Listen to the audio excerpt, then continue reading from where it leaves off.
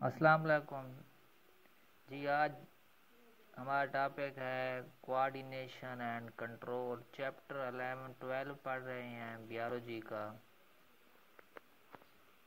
जी, coordination के मुतालिक आप क्या जानते हैं?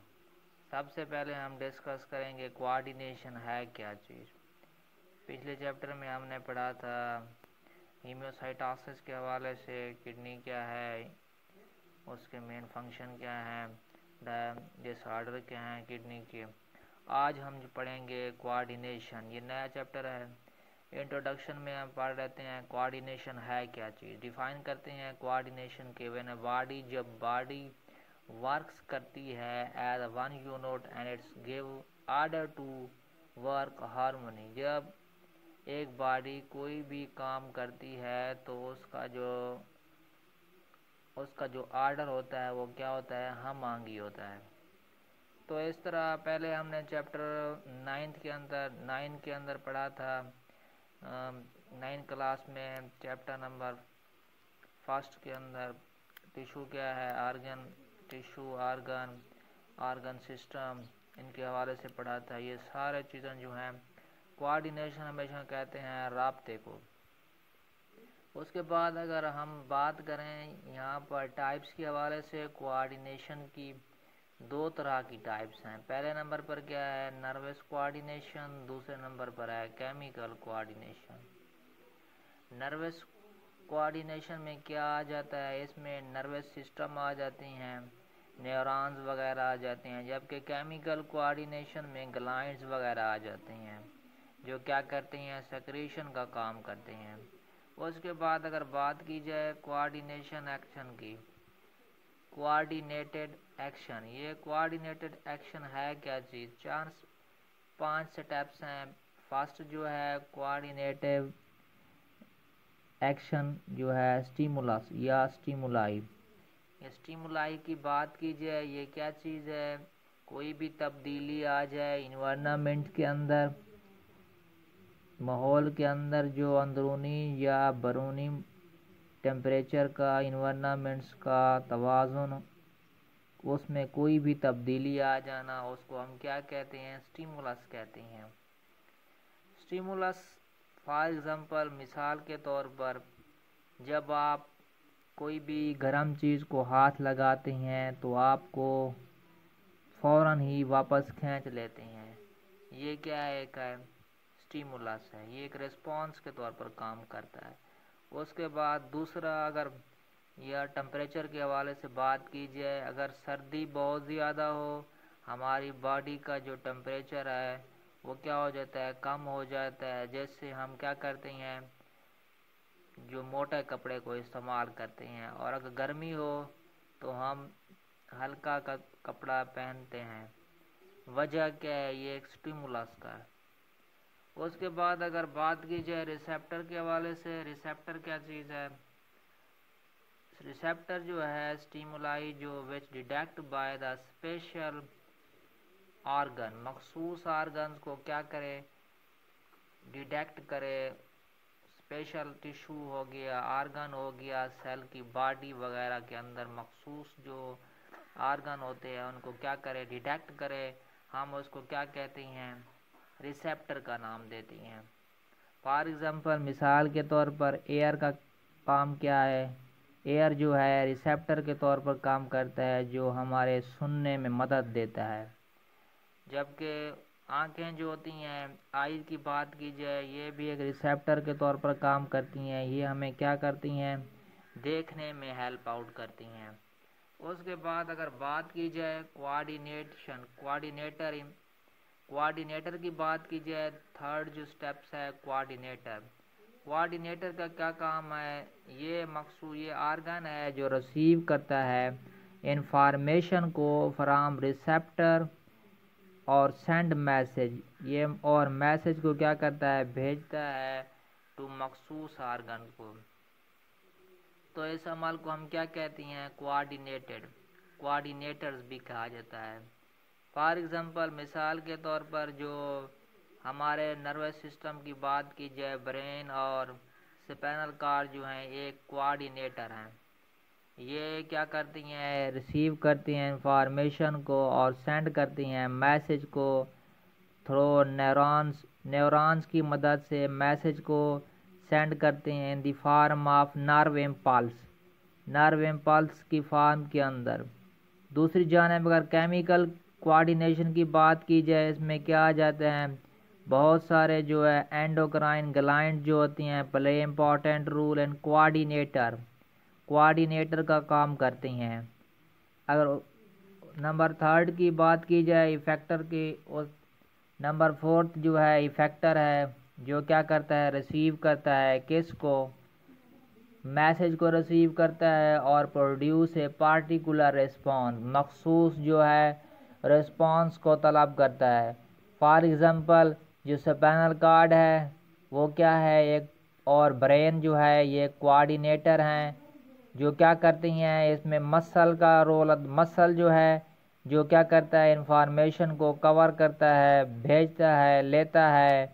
और ग्लैंड जो हैं एक्ट एज ए इफेक्टर के तौर पर, ग्लैंड्स और मसल क्या करते हैं, एक्ट करते हैं किसके तौर पर, इफेक्टर के तौर पर। जो स्पाइनल कॉर्ड और ब्रेन क्या हैं, ये कोऑर्डिनेटर के तौर पर काम करते हैं।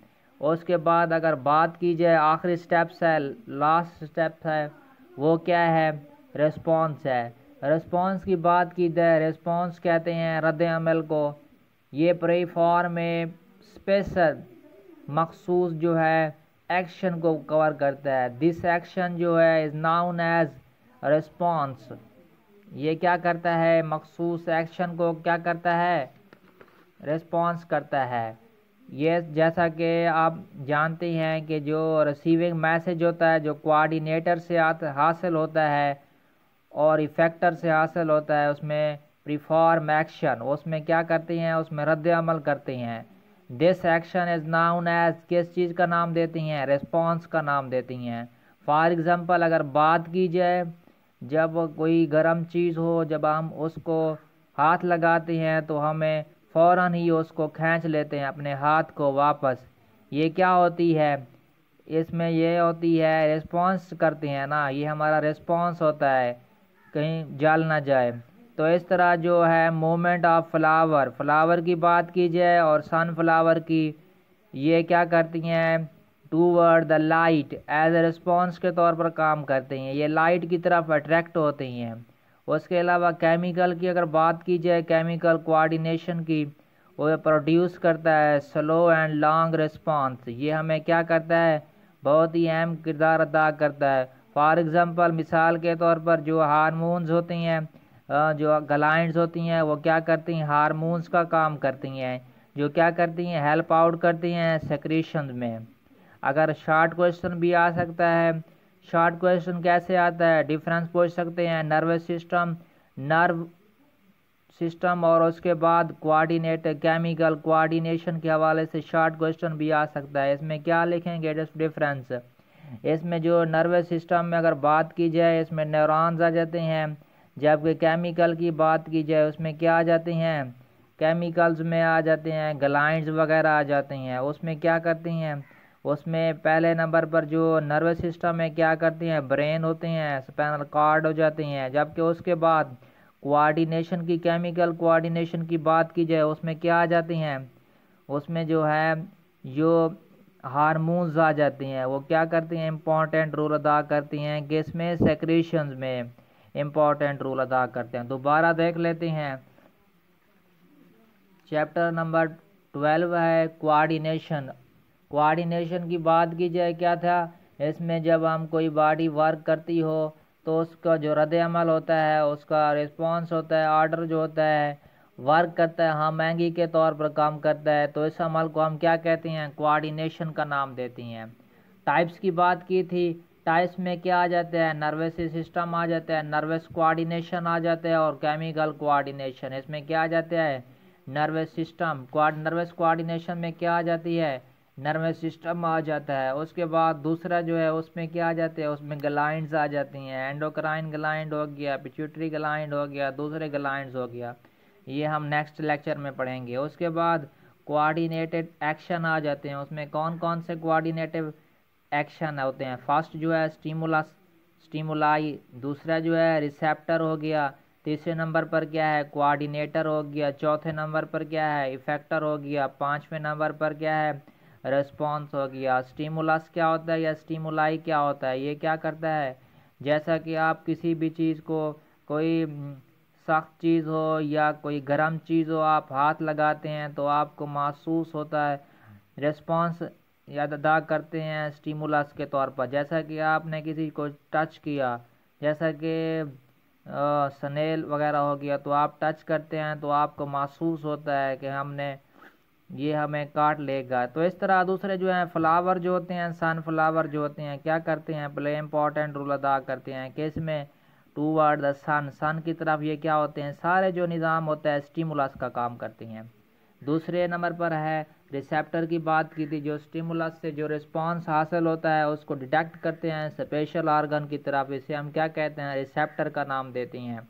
फॉर एग्जांपल आई की जो है एक रिसेप्टर है, आई जो है रिसेप्टर के तौर पर काम करता है, वो क्या करता है, हमारे देखने में हेल्प आउट करता है। दूसरा एयर की बात की थी, वो हमारे सुनने में हेल्प आउट करता है रिसेप्टर के तौर पर। दूसरा क्या, तीसरे नंबर पर बात की थी कोऑर्डिनेटर। कोऑर्डिनेटर क्या होते हैं, जो इंफॉर्मेशन को क्या करते हैं, रिसेप्टर से जो हासिल होती है उनको क्या करती हैं, सेंड भेजते हैं कि पार्टिकुलर फॉर प्रॉपर फंक्शन के लिए।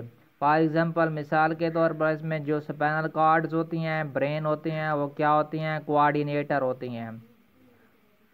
केमिकल की बात की थी, केमिकल इसमें कौन से आ जाते हैं, केमिकल कोऑर्डिनेशन की बात की थी, उसमें nervous various chemical coordinator glands हो जाते हैं, उसमें मुख्तलिफ ग्लैंड्स हो गया, जैसा कि एंडोक्राइन ग्लैंड, दूसरे ग्लैंड। इफेक्टर की बात की थी चौथे नंबर पर, ये क्या करते हैं, रिसीव करते हैं मैसेज को और भेजते हैं किसको, पार्टिकुलर रिस्पॉन्स को देते हैं, अदा करते हैं। फॉर एग्जांपल क्या है, स्पाइनल कॉर्ड और ब्रेन जो है एक कोऑर्डिनेटर हैं, और दूसरे जबर पर जो मसल होते हैं वो क्या हैं, और ग्लैंड जो हैं इफेक्टर हैं।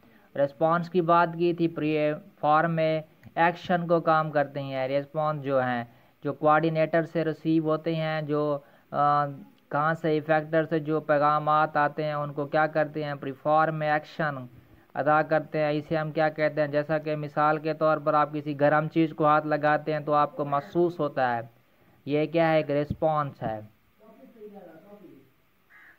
ठीक है, next lecture we will discuss about the nervous system के हवाले से हम बात करेंगे।